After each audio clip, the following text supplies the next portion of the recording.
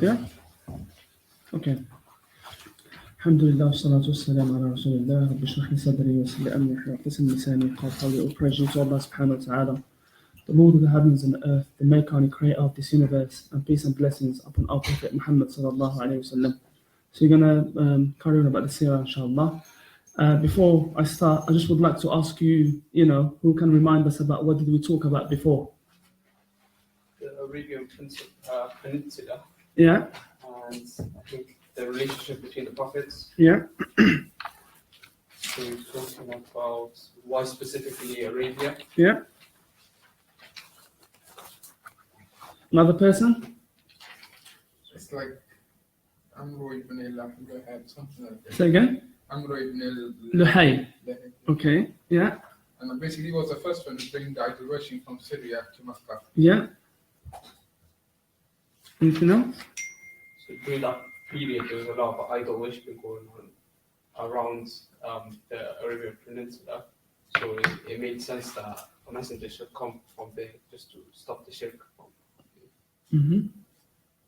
Okay. And Why prophets of Salam come to Mecca, especially for Arabs? So yeah, so why? So we talked about that. So why specifically Mecca? Why specifically Arabia for the messenger? Peace be upon him. Why? Who remembers? Why was he sent specifically into that place? The Kaaba was the language.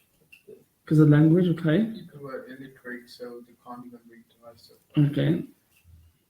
And because of the language as well, special language. Location. Yeah. Okay. There's no other religions there. Okay.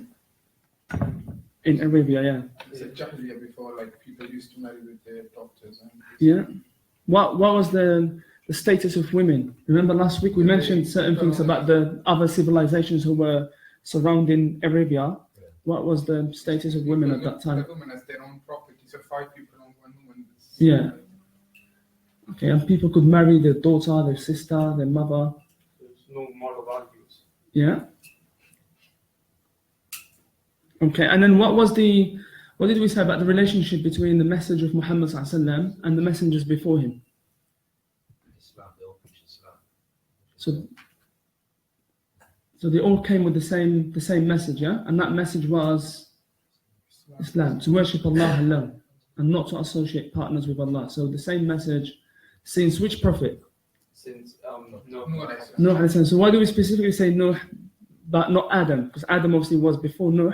Why do we say from Nuh until Muhammad sallallahu alaihi wasallam? he was the first one to come with the message. He never came with a message, he came. You mean, Adam never came with a message. yeah. Yeah. So Nuh is the first one who came with the message, yeah, to convey the message of Allah to people. Just obviously that's not our topic. We're not talking about Prophet Nuh alayhi salam today, obviously. But just quickly, who knows which family member of Prophet Nuh alayhi salam did not follow him? Wife. it was his son. Yeah, his son. Yeah, his son. Yeah, yeah. Who knows his name? No? Or how many sons did he have? You know? Whose son? The son of Nuh alayhi salam. Yeah, but he's not the one that he did for him. Which one? Sam. Okay, so who are the other ones? There's Sam, Yam, there's Ham, and there's Yafith. Okay? So one of them obviously died in the flood, and then the rest of them, so that's where all the people after them, they descend from the sons of Nuh alayhi salam. We'll discover that later. So all the prophets, all the messengers, all the human beings after that, they are the descendants of Nuh alayhi salam through his sons, the 3 of them. Okay? Okay, so we spoke about obviously the importance of learning about the Seerah. We spoke about why it is important for us to know about the Seerah of Muhammad sallallahu alaihi wasallam. Just a quick reminder, maybe some of you didn't come on the first session. So we said to increase the love for Muhammad sallallahu alaihi wasallam, and this we study about him, we learn about him. Then only then we're gonna love him, the true love that we're supposed to love Muhammad sallallahu alaihi wasallam. And then also by learning about the Seerah of Muhammad sallallahu alaihi wasallam, we are increasing the love for Allah subhanahu wa ta'ala. All right, the one who sent us, Muhammad ﷺ, to guide us to the right path. And then we said that the Seerah or the Sunnah of the Muhammad ﷺ explains the Quran and it completes the Quran and they go hand in hand together. Okay? So Quran and Sunnah, we cannot have one without the other. No one can worship Allah on the basis of Quran only or on the basis of the Sunnah only. You must have Quran and Sunnah together. And then we said that by learning about the Seerah of Muhammad ﷺ, we're learning about the best human being, the best time, the best generation, the best place. Yeah? So we need to remember all these factors, okay? That are unique about Muhammad sallallahu alayhi wasallam. And obviously, we learn about the Sahaba, we learn about the companions of Muhammad sallallahu alayhi wasallam by learning about him. And we're going to learn how Islam, or how them becoming a Muslim, or how the message of Muhammad ﷺ impacted positively on those people. How he changed them completely from people who commit shirk, associating partners with Allah subhanahu wa ta'ala, to becoming people who worship Allah alone. And how their behavior, how their moral values changed completely into becoming good citizens and good human beings and pious Muslims. And then we spoke about other civilizations that were surrounding Arabia, before. So who remembers which civilizations were there at that time? Yeah. Another one? Persian civilization. Yeah. India and Greece. Right? But they were not based on moral values. Okay? And then we spoke obviously about the status of women at that time, okay? And then we spoke about the wisdoms why Allah subhanahu wa ta'ala chosen Mecca to be the place of the birth of Islam and the message of Muhammad sallallahu alayhi wa sallam. Alright? So today what we're gonna talk about briefly about Jahiliyyah time, okay? And the remains of the message of Ibrahim alayhi salam, okay? Because we all know, as Allah subhanahu wa ta'ala said in the Quran, and strive for Allah with those who are striving to Him. He has chosen you, okay? So Allah has chosen you, okay? And He has not placed upon you any difficulty on religion. And then Allah subhanahu wa ta'ala said that it's the religion of your father, Ibrahim alayhi salam. Remember, what was the nickname of Ibrahim, we said? Yeah, and then what do we call him as well? Yeah, the father of the prophets. Alright, what about his son Ismail? The father of the Arabs. Yes, mashallah, well done, yeah, mashallah. So the father of the Arabs, yeah? So all the Arabs, they are the descendants of Ismail alayhi salam. And next week, inshallah, we will discover, because we're going to start talking about the birth of the Prophet sallallahu alaihi wasallam, the year when he was born. And we're going to talk about his lineage that goes all the way to Ismail alayhi salam, and how Ismail alayhi salam, is the father of the Arabs. Okay? Yeah. And who knows, did Ismail alayhi salam speak Arabic from when he was born, when he was a baby, since his birth? And did his father Ibrahim speak Arabic or no? Who knows? No? Alright, we'll find out. We'll find out next week, inshallah. Yeah? So yeah. So basically, so it says, it's the religion of your father Ibrahim alayhi salam. Allah named you Muslims before in the previous scriptures, which meaning the scriptures that were given to other messengers before Muhammad sallallahu alaihi wasallam, meaning we were called Muslims, or they were called Muslims as well at that time. So it's one religion, one belief. So that's why I say upon the religion of your father Ibrahim alayhi salam. So upon the teachings of Ibrahim alayhi salam. Because Ibrahim was a Muslim. All the messengers, all the prophets of Allah were Muslims. All of them. And Ibrahim is one of them, obviously. So it says the millah, upon the deen, upon the belief of Ibrahim alayhi salam. So in the Jahiliyyah time, before Muhammad sallallahu alaihi wasallam was sent, they were like the remains of the teachings of Ibrahim alayhi salam. People, they used to worship Allah. They used to believe in Allah. They used to believe that Allah exists. They used to worship Him, but obviously not the same way as we do today. Because we said before, what was the what is the similarities and the differences between the messages of the messengers? What are the similarities and differences? Who remembers? Sharia. Islam is the similarity, Yeah. but the differences is the Sharia. Quran and the Sharia. Yeah, the Sharia, okay? So basically, the message is the same, is to worship Allah alone, all right? The belief is the same.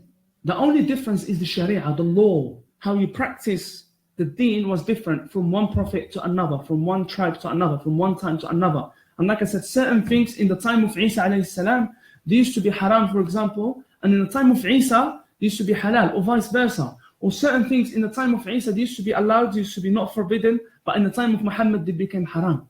So the Sharia, the law is different. So Allah knows what is suitable for a society, for a people. That's why He chooses, this is going to be okay for you, this is haram, this is halal. But the belief in Allah is all the same. It doesn't change at all. So the religion is always the same. It's only how you practice that religion, okay? That's what is different. So when they used to worship Allah, they didn't used to do it the same way as us. They used to do fasting, even in the time of Isa, time of Musa, they used to fast. But Allah scholars, He said, fasting in that time was not the same as us. It was different. So those people in Jahiliyyah time, they used to worship Allah. They used to believe in Allah. They used to believe that Allah exists. All right? Until, like I said before, what was the name of the guy? What was the name of the guy? Amr ibn Luhay. Okay? He's from the clan of Khuza'ah. So there is, we'll talk about this more, inshallah. So we got the Quraysh, all right? So Mecca. We got the tribe of Quraysh.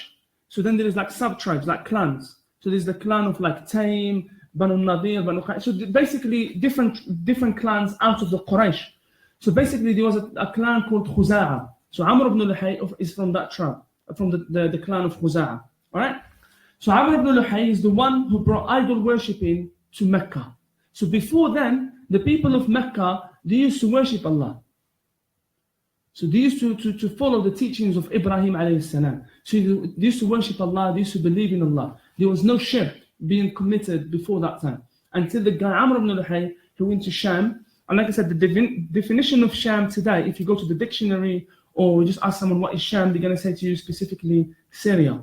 But really and truly, it's not just Syria. It's Syria, Lebanon, Jordan, and Palestine. It's the 4 countries together. That's the region called Sham. But a lot of people today, if you say Sham, they're going to say Syria. But remember, Palestine, Jordan, Lebanon, and Syria, these are what we call Sham, okay? So he went there, he found people like worshipping idols basically, and he asked them, what are you doing? They said, oh, this specific one, we're asking for rain, he gives us rain. This specific one, we're asking for kids, he gives us kids. This specific idol, we're asking for money, he gives us money. So that's the belief they had at that time. And then, so obviously he was amazed. He was amazed by that. So he said, you know what, can you give me one? I'll take it with me to Mecca. So he took one with him to Mecca, and then the people of Mecca asked him, what's this? Because they didn't know about idol worshipping that time. They've never practiced idol worshipping. They were on the religion and the teachings of Ibrahim alayhi salam. So he said, oh, people in Sham, they worship them, they ask them for rain, for money, for kids, this, that. So, and some of them, because after the people of Mecca, they say, مَا نَعْبُدُهُمْ إِلَّا لِيُقَرِّبُونَ إِلَى اللَّهِ زُلْفَى. We only worship them to get us closer to Allah. Because remember, the people of Mecca, they used to believe in Allah, because there's a difference between people who don't believe in Allah at all. Some people, they believe Allah doesn't exist, but there are others who believe Allah exists, yes, but they commit shirk, meaning they associate partners with Allah. All right? So the people of Mecca, when they started practicing this idol worshipping, so they started believing in it, obviously. So the kids were being brought up with that idea, the idea of worshipping idols. The same that we have in some of our Muslim societies today, or Muslim communities. There are certain things that has nothing to do with Islam, has nothing to do with the Sunnah of the Prophet ﷺ, but it's being practiced among certain communities or societies or families. You find within certain families, they commit shirk without them knowing that that is shirk. Some people, they go to a graveyard of a dead person, and then they started asking that dead person to give them something. Why is he going to give you? Nothing. So a lot of people, the thing is, But what tends to happen is that either some of the youngsters, sometimes as soon as they start practicing the deen, knowing that that is shirk and we have to follow the Quran and Sunnah, they start challenging their parents. They start fighting against them and challenging them in a way that's not good. Why?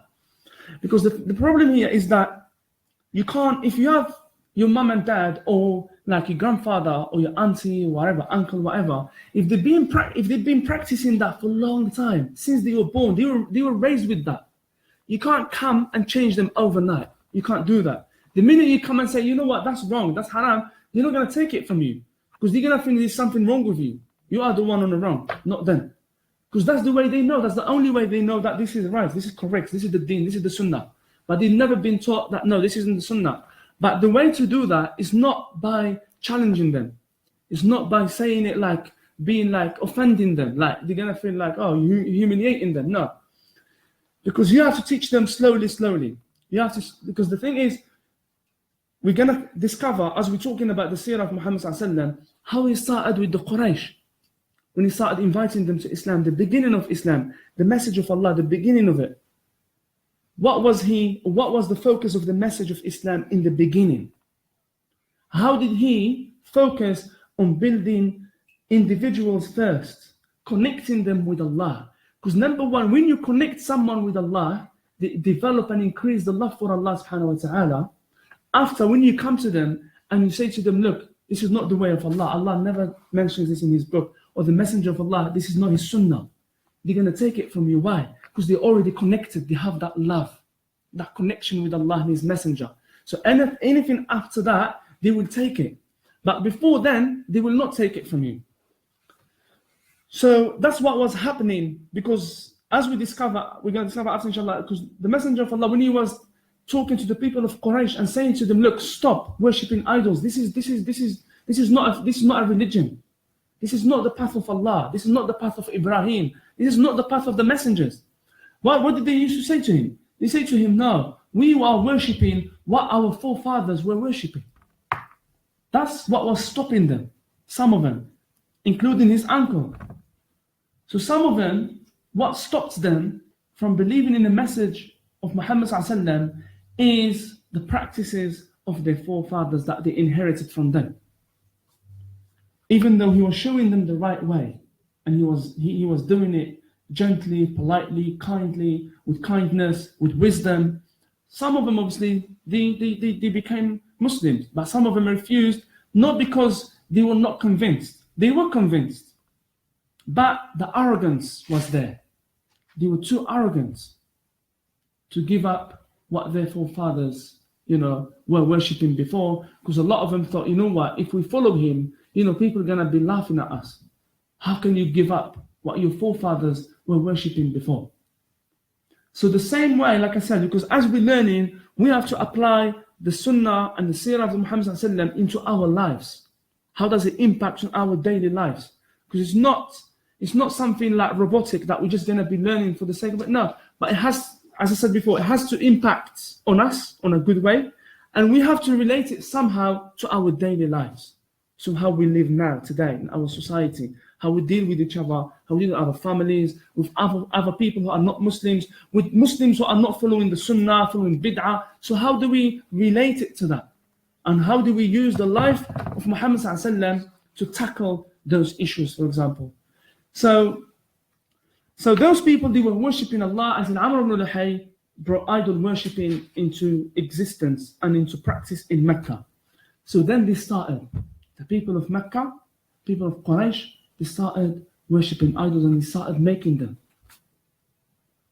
So they started making them, started asking them for things, So they want rain, they want money, kids, whatever. They go to a specific idol, for example, and they starts asking him. So meaning the society is being corrupted. The society is being corrupted then. In terms of morality, in terms of religion, in terms of spirituality, the religion is being corrupt. So, and that keeps going on and on and on, until Allah subhanahu wa ta'ala decided to put those people on the right track again. And that's how Allah sends messengers to people to guide them and to remind them and to advise them. Because when they are following the true teachings of a messenger, there's no need for someone to come and advise them, because they're still following the teachings of that messenger. So there is nothing wrong. But when they start going the wrong way, and that shows the mercy of Allah, as we said before, Allah has mercy upon His servants. Allah didn't just say, you know what, you just have to worship Allah and that's it, without showing the message, without teaching people. No, He sends them a messenger to teach them, to educate them, to advise them, to show them the right path, to show them the right way. So Allah does not punish people until He teaches them, He shows them, He guides them, advises them. Then if they refuse, then yeah, they deserve the punishment of Allah. Because everything, the same way as we could link it to us today, for example, you study in university. So the lecturer gives you everything. You attend lectures, they give you, probably someone stops doing handouts now because it's all online, they're saving paper. So you could access, whatever online. You go, you access the lectures online. Sometimes they've been recorded, or the PowerPoint that the lecturer used, he saves it there for you. All the references, the books, the links, everything. Everything is there for you. He does revision sessions with you before the exam or before the assignments. He gives you you can book a time slot with your lecturer, for example, when you're doing an assignment, to show them what you started with, how you're going to do your assignments. You go, yeah, do it this way. No, you should change that, do that, yeah? But if you fail later on, that's up to you. We have done everything for you as a university. As a teacher, I have done everything for you. I've given you all the study material. I've given you everything. So it's you didn't study properly. That's why you deserve to fail the exam or the assignments. And to Allah belongs the best of examples. The same thing. Allah shows the message. Allah sends a messenger to educate, to teach, to guide, to advise. So if people refuse to obey Allah, to follow the path of Allah, then they deserve punishment after. So this is very important, like I said. So remember this common factor between all the messengers. Allah sends them to people to guide them. When the society is not upon the teachings of a messenger, or upon the teachings of Allah, or upon the teachings of the previous messenger, that's when Allah sends them someone else, another messenger, to teach them, to guide them. Remember that. So they're becoming corrupted.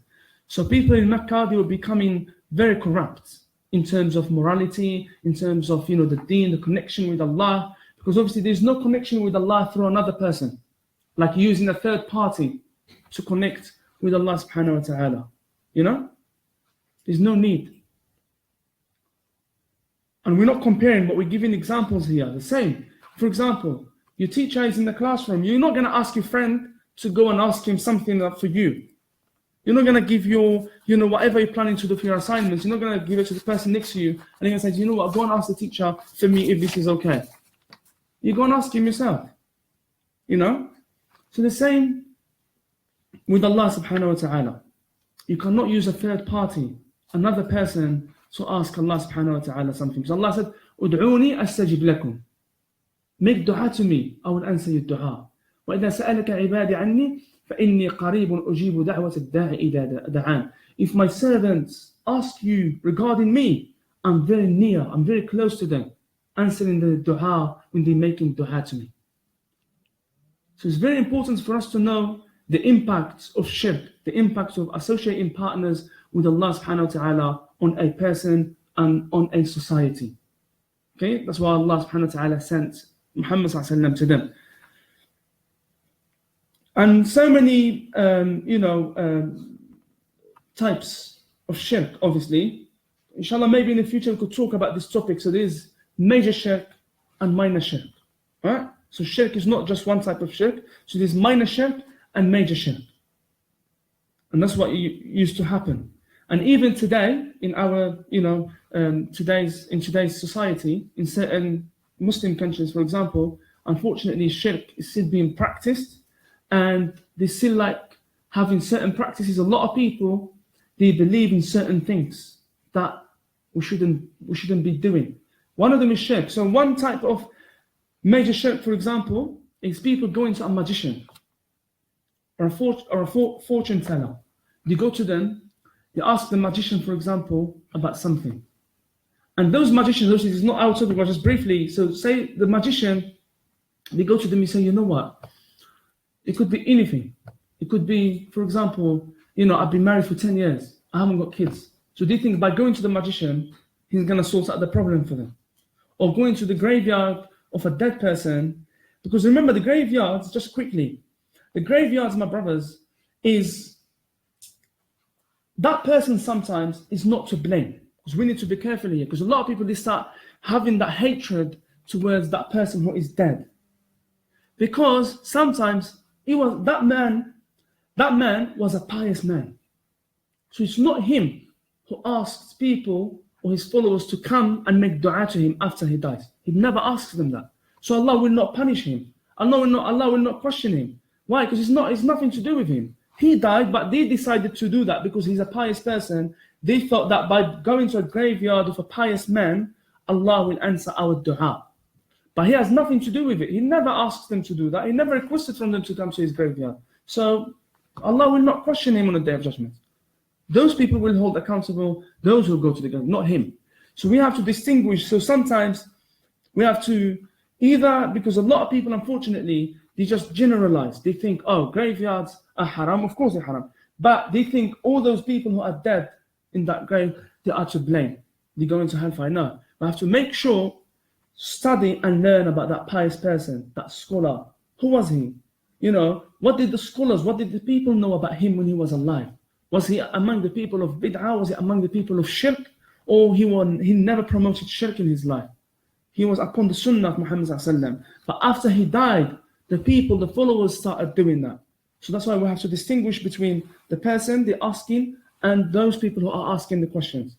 If the dead person was the one telling them that before he died, then yes, he's carrying his sin and the sins of those who are asking him. So one type of major shirk, people go into magicians, for example, and they ask them to do things for them. And the magicians, that's why magic is haram, obviously. And magicians, the Prophet ﷺ in a hadith said, whoever goes to a magician and believes him, so you go to a magician and you ask him a question and you believe him, what he's saying to you, meaning you have committed kufr and you have disbelieved on the message of Muhammad ﷺ. You disbelieved in the message of Muhammad. If you go to a magician, you ask him something, or a fortune teller, you ask him a question and he answers you and you believe him. You have disbelieved in the message of Muhammad. If you go to a fortune teller, you ask him something but you don't believe him, he said, the reward for your salah or your salah will not be accepted for 40 days. This is without believing. You're just asking a fortune teller. But whatever he's saying to you, you're not believing it. You don't believe it. Okay, but you're asking him, you go into him to ask him, Allah will not accept your salah for 40 days. Sorry, the first one, it takes off Islam there.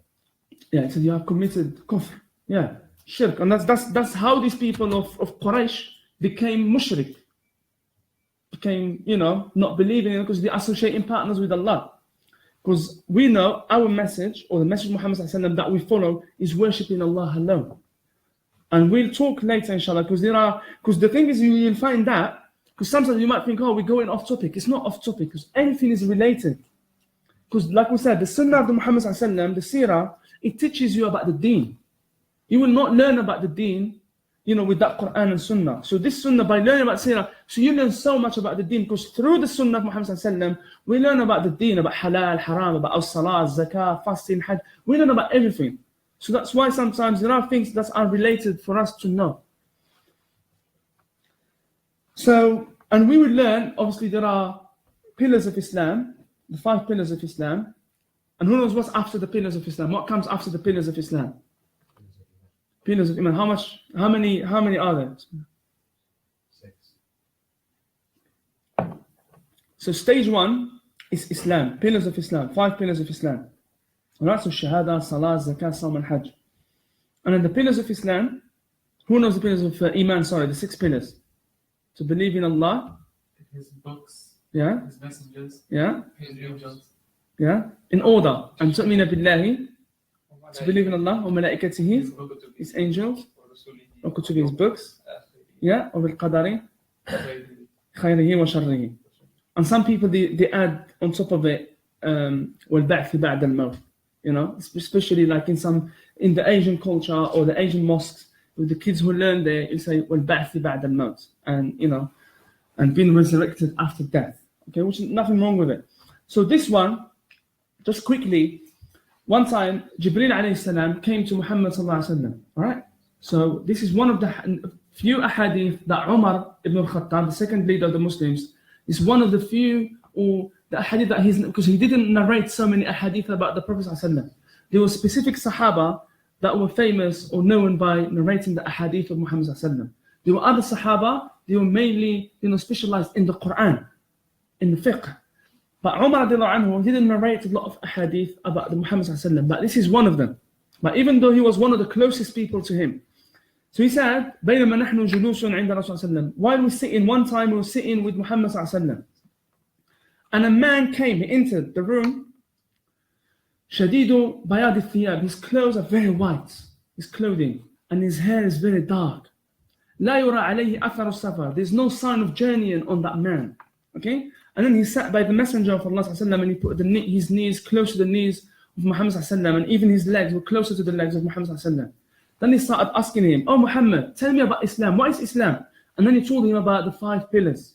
You know, Shahada, Salah, Zakah, Sawm, Hajj. And he said to him, "Ahsant, well done." And he done this to his chest. And then he said to him, "So that shows you stage 1 is Islam." And then he said, "Tell me, what is Iman? What is faith?"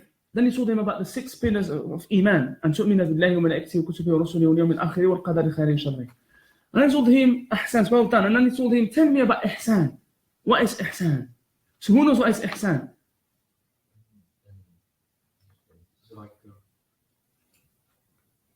affection and like worship. It's to worship Allah as if though you can, like, it's to worship Allah knowing that He can see you, but you can't see Him. Okay, yeah, mashallah, yeah. So ihsan is, like, this is the definition of ihsan, is to believe, to worship Allah as if you see Him. If you don't see Him, He sees you. That's the definition of ihsan. So stage 1 is Islam. So we're all Muslims. Alright? But stage 2 is Iman. Not everyone has Iman, has strong faith. And Iman is different. Not all of our Iman is the same. Iman goes up and down. It goes up by doing good deeds, being close to pious people. It goes down by doing sins. So Iman goes up and down. So stage 1 Islam, stage 2 is Iman. You go to the level of Iman, faith. Stage 3 is Ihsan. Those are the top, like we say, top class. Top of people of Ihsan. They worship Allah as if they see Him. If they don't see Him, they know that He sees them. That's like an inside mechanism that is what, making you remember all the time that Allah is watching you. And I remember a story, it's mentioned in the books of history, basically. There was a young boy learning with the scholars. And then one time, those scholars, they decided to bring that young boy with them in the gatherings, just the gatherings of the scholars. Other parents, they were jealous. Why are you favoring that boy over our sons? Why? Why specifically him? But look at the wisdom of one of the scholars. He didn't want to argue with them. He didn't want to challenge them. He said, okay. So he gave a bird to each one of them. So a father and a son. He said, take this bird and slaughter the bird somewhere where no one can see you. You need to hide. So all of them went. They've done that. They were hiding somewhere in a mountain, by a cave, under the tree. No one was watching them. Apart from that boy that they've decided, or they nominated him to sit with in their gatherings. He came back with his dad and the bird is still alive. So then they saw all the other ones. Are you sure no one was watching you? He's like, yeah, we were hiding, this, that. So that boy and his dad, they asked him, so why didn't you slaughter the bird? They said, we could not find anywhere where Allah is not watching us. So we cannot hide. So those parents then, they've learned why that boy was favored to sit with the scholars. So that was a practical argument or challenge. Without challenging them or arguing them, but showing them practically. And the same way, and this is the da'wah of Muhammad sallallahu alaihi wasallam. This is the wisdom of Muhammad sallallahu alaihi wasallam. And Hassan and Hussein, the grandsons of Muhammad sallallahu alaihi wasallam, one time they saw a man doing wudu in the wrong way, not doing wudu properly. So instead of them going up to him, he's an old man, they're young kids, young boys. Instead of them to go up to him and say to him, oh, you know what, uncle, your wudu is wrong. Come on, how can you not know to do wudu? You're like 50 or 60 years old, we're still little boys, we know how to do wudu better than you. Your salah is not valid then if your wudu is not done properly. They didn't say that to him. So what did look, the wisdom. And these still young boys, subhanAllah, what they decided to do, they made up as if they were arguing against each other. So they went up to the man, he said to him, oh, you know what? One of them said, me and my brother are arguing who is doing wudu properly. Can you please watch both of us and tell us who's doing wudu properly? So he was watching them and he noticed they both doing wudu the same way. They both doing wudu properly. He was the one in the wrong and he knew. Then he told them, I know I'm doing wudu wrong. But look how the way that they wanted to teach him, to show him that you're doing wudu in the wrong way, but look how they taught him that. That's the wisdom. So this is the message of Muhammad sallallahu alaihi wasallam, or the da'wah of Muhammad is based on wisdom, based on doing things gently. That's how people started accepting Islam. And that's why Allah subhanahu wa ta'ala said, فَبِمَا رَحْمَةٍ مِّنَ اللَّهِ لِنْتَ لَهُمْ. Is with the mercy of Allah subhanahu wa ta'ala, you are so kind and gentle with them. If you was harsh with them, they will not follow your message. You know? So going back to shirk, like I said, so the people of Mecca used to worship Allah, and until idol worshipping came to practice in Mecca, they started worshipping idols and everything.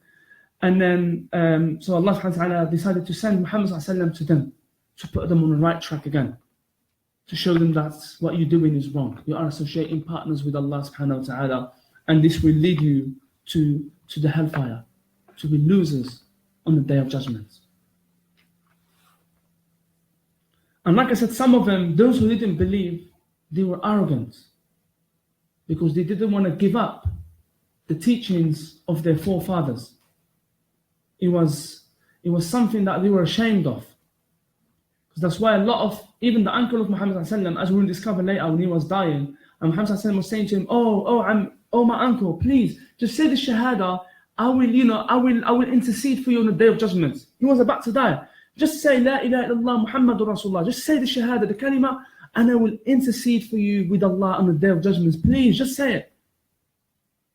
But the people of Quraysh, they were with him. No, they're saying to him, are you crazy? Are you going to change the religion of your forefathers?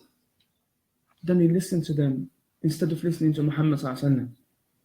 So sometimes arrogance, what could take a person to be a loser, to the displeasure of Allah, like Iblis.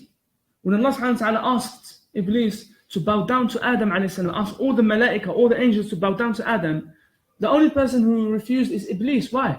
Because of arrogance. That's the first sin that was committed, is arrogance. He was too arrogant to bow down to Adam. He said, I'm better than him. You made him from clay, you made me from fire. So why shall I bow down to him? So arrogance. And it took him, from the mercy of Allah, it took him to the hellfire. So arrogance is a dangerous disease that we should all avoid, my brothers and sisters.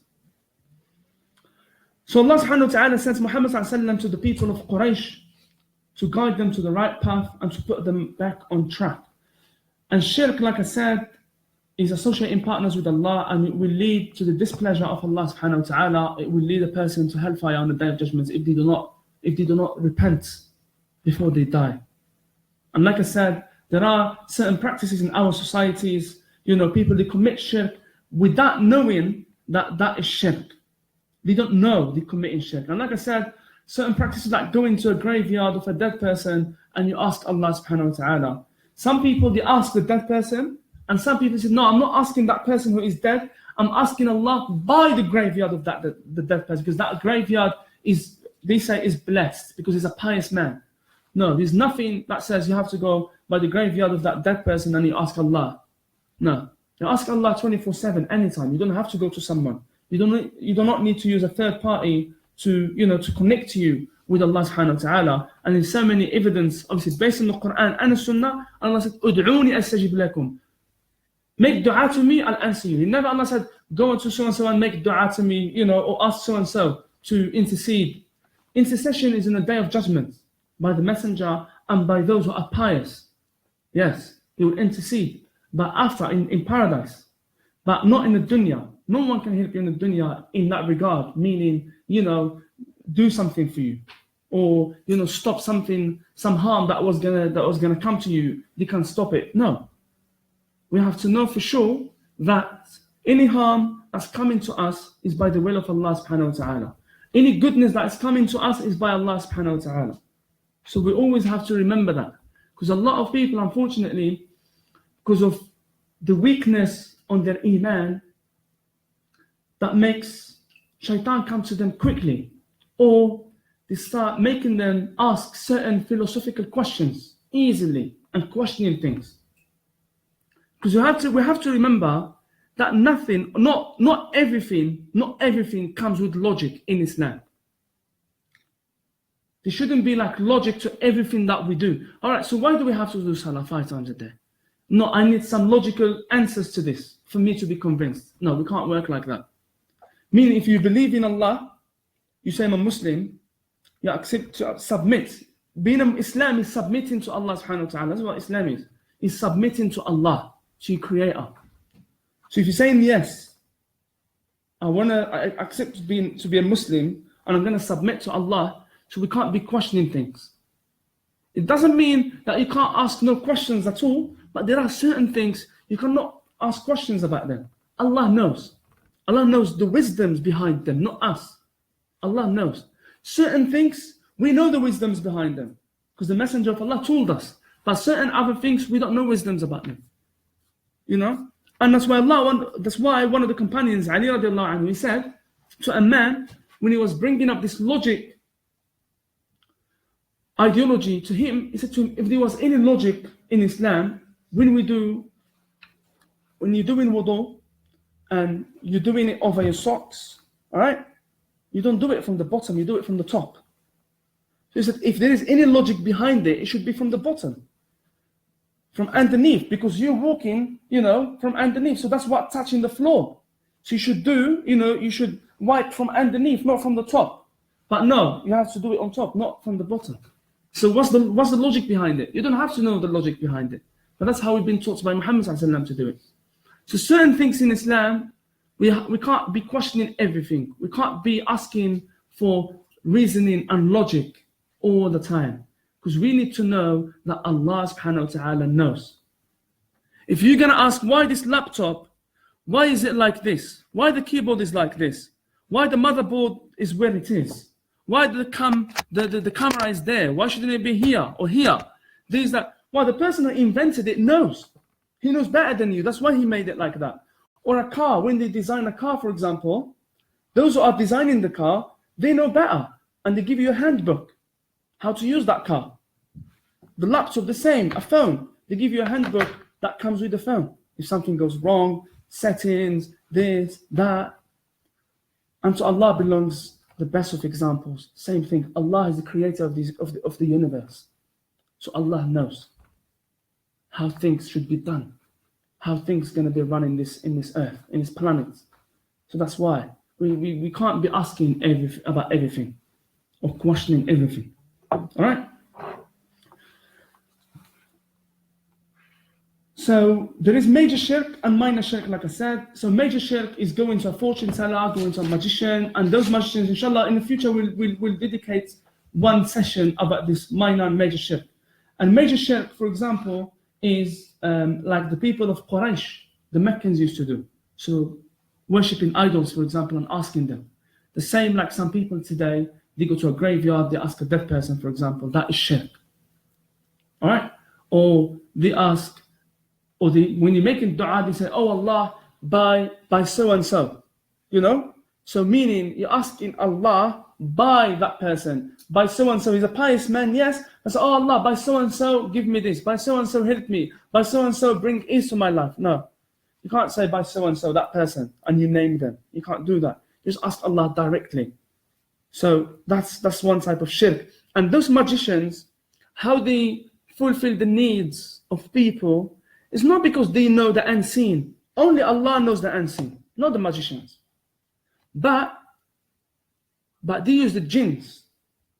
And for the jinns to support them, to help them to fulfill the needs of the magicians, so that the magicians can fulfill the needs of those who are asking them about something in particular, they have to do certain things for the jinns. And some of those certain things are haram. That's why they're committing shirk, they're committing kufr. That's why. Because one of the few things, just briefly, that jinns ask the magicians to do, so in order for them to support them, one of them is to walk over the Quran. One of them is to pee on the Quran. One of them is to put blood on the Quran.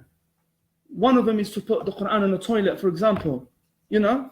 So these are certain things. And there are magicians who do that to fulfill the needs of the jinns. So by them doing that, that's completely haram. So that's what makes them committing acts of kufr, of disbelief. Those magicians, all right? And the people who go to them and believe them, they're committing acts of disbelief in Allah subhanahu wa ta'ala and His Messenger. You know? And so in the future, inshallah, we'll talk more about, magic, and we'll talk about shirk, minor shirk and major shirk, so you'll get the idea of shirk and stuff. But the main thing here is that as we're learning, you will find like certain practices within certain communities are practices of shirk. But like I said, we cannot tackle those things, in a harsh way. Or you say, oh, you committing shirk, you haram, you're going to hellfire. That's not the way of Muhammad sallallahu alaihi wasallam. He never used to invite people or to call them to Islam with that characteristic or in that manner. No, it has to be with kindness, with mercy, with love. Politely. You speak to them, you guide them. But like I said, that's why the beginning, you teach people to connect, you connect them with Allah and His Messenger. So after, when you come to them and you say, for example, because people you might find, because I know a few youngsters, they come and say, well, you know what, my mum and dad, they practice that, my auntie, my uncle, they do that. Certain times, Ashurat, and they go to a graveyard, these are certain practices that's nothing to do with Islam. It's bid'ah, it's haram. But they start challenging them, and it causes problems, and then it leads that person, that youngster, to earn the displeasure of his mum and dad, and then the displeasure of Allah. See? So we need to avoid that. So always speak with respect, politely, kindly, gently, and find the right ways, the right words, the best of words to tackle those kind of issues. Because at the end of the day, the message of Muhammad ﷺ is based on mercy. Allah said, وَمَا أَرْسَلْنَاكَ إِلَّا رَحْمَةً لِلْعَالَمِينَ. We have sent you as mercy to mankind. He didn't come wanting for people to be punished or to go to hellfire. If Allah wanted for everyone to go to hellfire and to be punished, He wouldn't have sent Muhammad to them. He would have just kept them as they were, and then they would deserve the punishment. But Allah shows the mercy by sending Muhammad as mercy to mankind to guide them. So that's why He didn't come wanting for them to go to hellfire to be punished. No. So that's the same with us. Like I said, we have to relate it to us today. If we see someone or people or a group of people upon the bid'ah or they're doing bad deeds, we shouldn't laugh at them. We shouldn't humiliate them. We shouldn't look down on them. No. We should, inside us, we should want the good for them. Khair. We should want goodness for them. We should even pray for them. Make dua. Even when you're doing your sujood, make dua for that person to be a good Muslim, to come back to the right path. Even non-Muslims, we would like them to see the light of guidance, of Islam, of Iman, to taste the beauty of worshipping Allah. So you don't say, no, you're going to be punished. No. The message of Islam is based on mercy and love. You love goodness for humanity, Muslims and non-Muslims. Because how do we benefit from, say, like a Muslim person who's not doing salah, who's drinking, who's going, clubbing, whatever? What do we benefit if we have hatred towards him, if we just want him to stay that way? It doesn't benefit us at all. It doesn't benefit you. You're not earning any good deeds. You're not getting closer to Allah by you wanting for that person to be a bad person.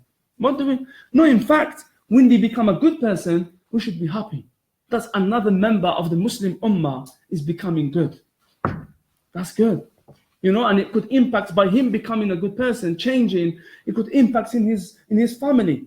in his neighbors, in his friends that he used to go clubbing with and drinking with. You know, he could impact on them in a good way after, because they used to do those bad deeds together. But after he became good, and then after he tell them, look, the way we were going before is not the right way.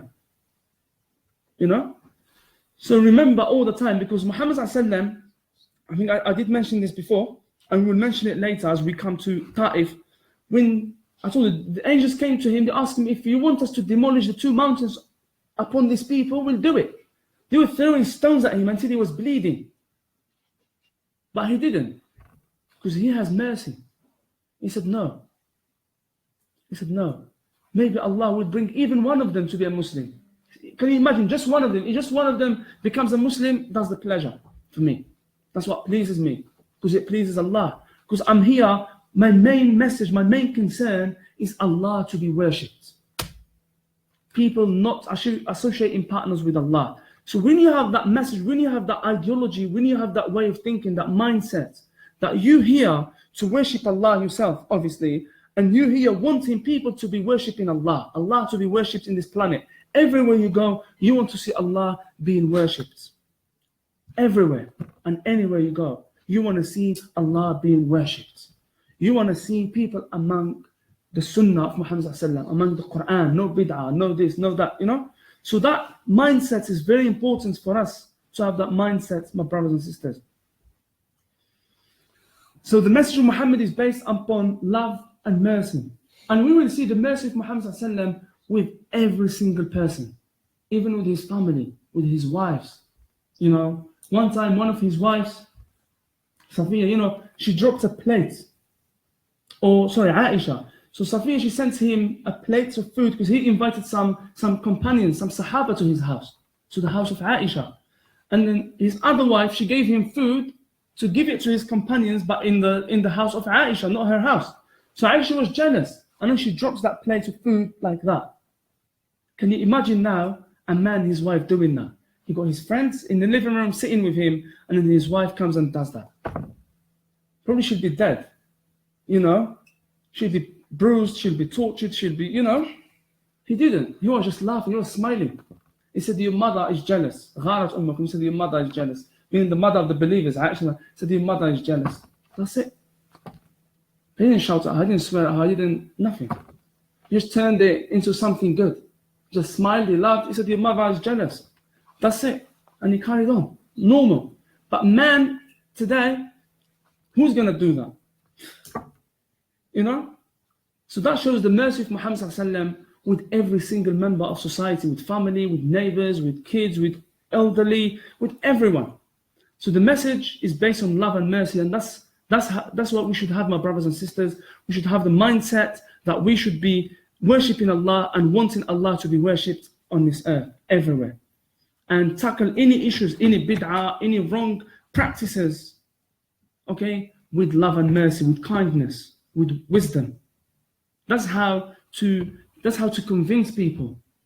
That's how to educate people.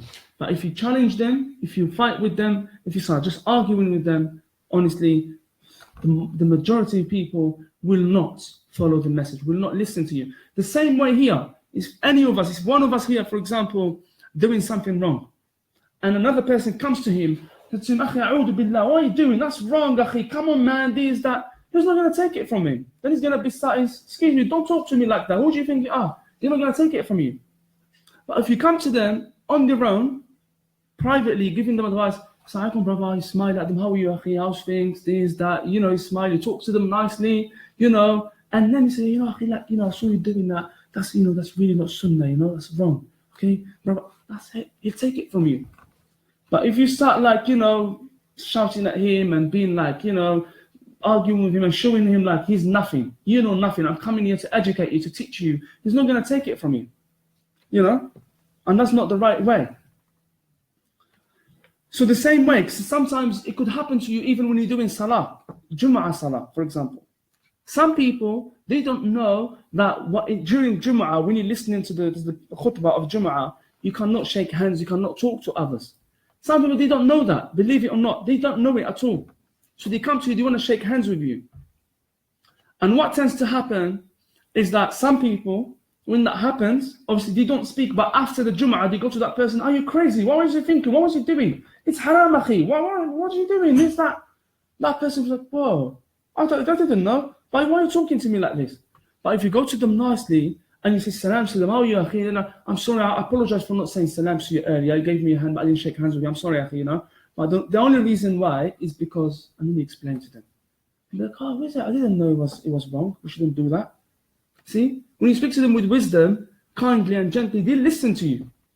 But when you arguing, shouting, that's not the way. Do you know when the football's going on?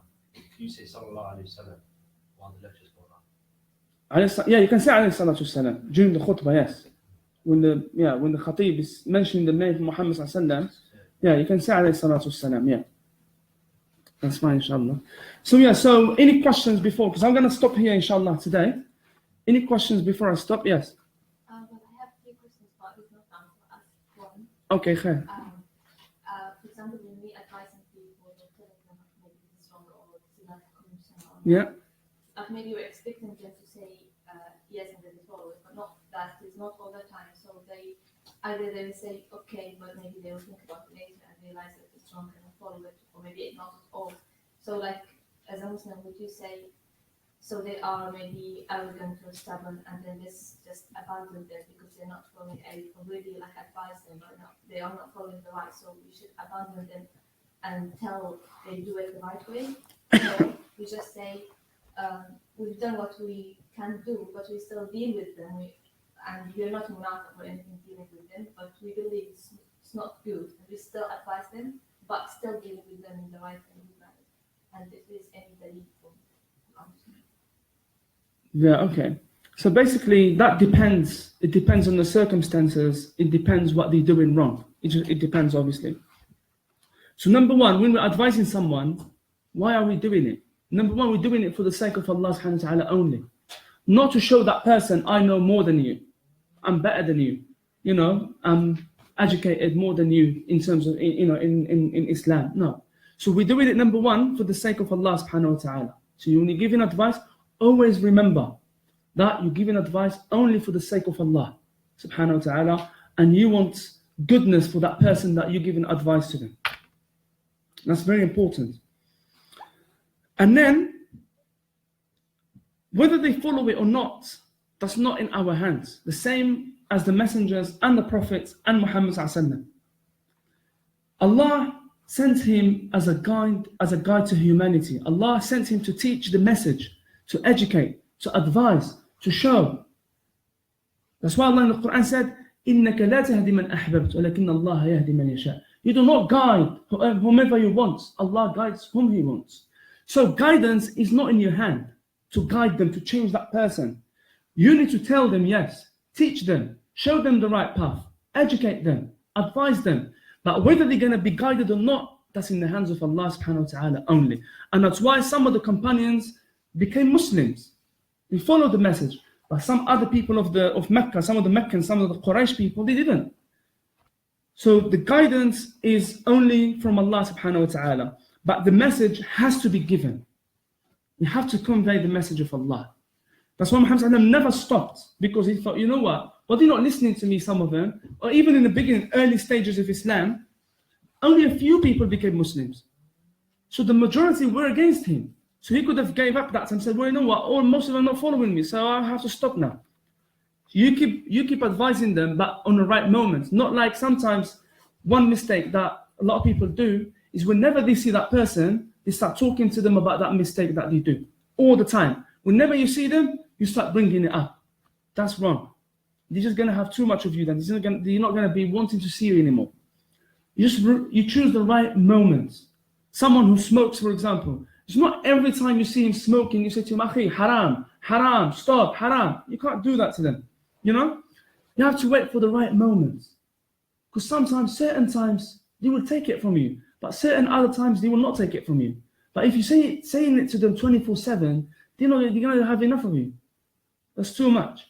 That's what Muhammad says to his companions, Sa'atun wa sa'a, meaning 1 hour and 1 hour. Because some of them said to him, O Messenger of Allah, when we're sitting with you, our iman is very high, so high. We feel like we're sitting in paradise.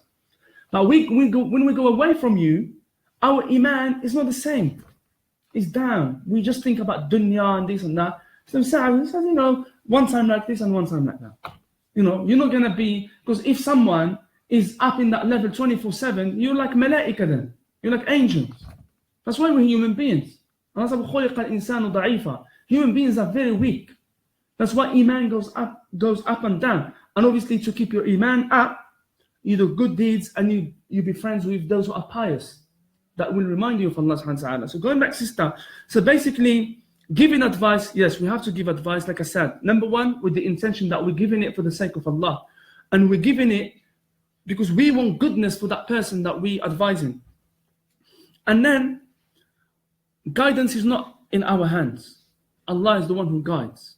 They're going to change, they don't change. We pray to Allah that they will change. They will take it on board. But it's not in our hands. So if we don't see them changing, it shouldn't stop us from advising them. It shouldn't put us off advising them. The times when you have to avoid that type of person, if you're giving them advice, they're doing something wrong, they're committing sins, and you have to avoid them if they're impacting on you. If that person is impacting on you because of their bad deeds and their sins, then yes, you shouldn't be close to them. You shouldn't stop even saying salams to them. That's wrong. No, you say salams to them. Speak to them, but not too close to them, because if you're going to become close to them, they're going to take you the wrong way, the wrong direction. Then yes, you have to avoid being closer to them. If there's no impact from their side, they're not impacting on you. Whatever they're doing, it doesn't impact you at all.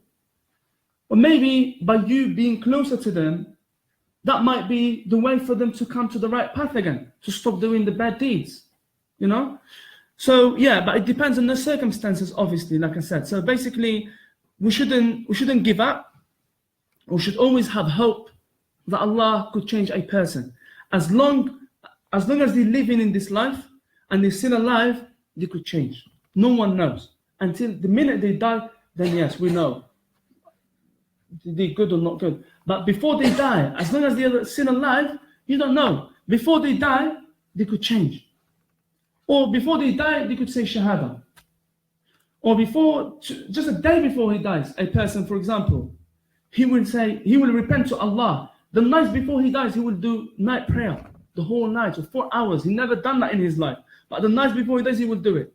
And I told you, remember the first session, I said, a man, on the day of judgment, he will come. He had all his life, he was on the right path. All his life. Before he dies, he goes on the wrong path. He does bad deeds. And he dies, as a bad person. And a person, all his life, he wasn't following the way of Allah subhanahu wa ta'ala. All his life. But before he dies, because Allah knows in his book, the book of that person, he knows that this person will die as a Muslim, as non-Muslim, as a good Muslim, as a bad Muslim. This person will go to paradise, this person will go to hellfire. So before he dies, all his life, he was a bad person. He wasn't following the way of Allah. But before he dies, he repents to Allah and he dies as a good Muslim. And he goes to paradise. So imagine all his life, he was on the path to hellfire. But just before he dies, he changes and he goes to paradise. And a person all his life is on the path to paradise. Before he dies, he does wrong deeds and then he goes to the hellfire. So that's why we cannot judge a person. As long as they're still alive, you never know. Allah can change them overnight. Allah can change them. Because if we think the opposite, it's very dangerous, my brothers and sisters. Why? Because we are underestimating the power of Allah. If we look at someone and we think, that he will never become a Muslim. That person will never stop drinking. He will never be a good Muslim. He will never start doing salah. Never. Number one, we are taking the position of Allah. Like we know in the unseen. And then we're underestimating the power of Allah. Meaning that Allah doesn't have the power to change that person. So that's wrong. So the main thing is how you finish your life, how you end your life. The ending, that's what matters. That's why the Messenger of Allah and the companions, he taught the companions to make the dua, Allahumma rzuqna husn al-khatima. Oh Allah, grant us a good ending to our life. That's what matters, is the end. Because if you end up your life, you die, as a person of disbelief, as a bad person, you cannot go to Allah on the day of judgment and say to him, oh Allah, you know what, before then, 50 years I was worshipping you, I was doing salah, but only the last few months before I died, I changed. It's the ending, how we end our life. That's what matters. So never give up giving advice to others. Like I said, as long as we give it nicely, gently, kindly, with wisdom, for the sake of Allah, for the sake of wanting the goodness for that person. And then we never underestimate the power of Allah, that Allah can change that person. And if that person does not impact on us in a bad way, there's no harm for us to be close to him, because us being close to him, that might change him completely and he might become a good person. If there is any harm from that person, meaning we're going to be influenced badly by that person, we're going to be like them after, then yes, you stay away from them. Don't be close to them, but it doesn't mean you stop saying salams to them and, just having a little chat with them. So any questions before we finish, my brothers? No? Because it's linked to what you said. When you said, like, some people might have like personal karma. Yeah. They could be like doing something wrong all their life, but then they do something, they have personal karma or vice versa.